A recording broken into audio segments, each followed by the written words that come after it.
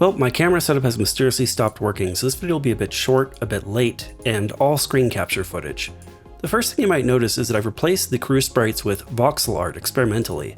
I'm thinking about going with voxels for everything inside the ship because that's what I'm most comfortable with doing myself, and it will give me the power to add new weapons and items on a whim without worrying about how much it'll cost me. However, I am still planning on more traditional 3D models for the ships and space stations.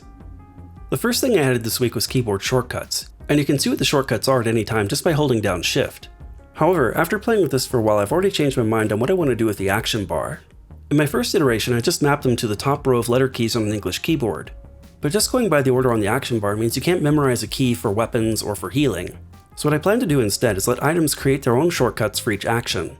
Whenever there's a conflict, for instance multiple weapons mapped to the F key for fire, pressing F would pop up a list for disambiguation, where you can press a number key corresponding to the specific weapon you want to fire.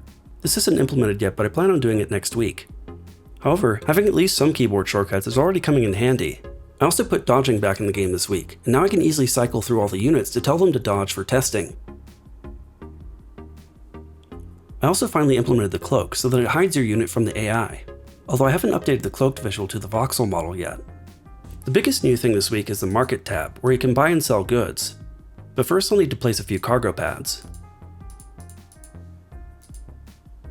As you can see, buy and sell links appear dynamically depending on what you can afford, what you have space for, and what you have in stock to sell.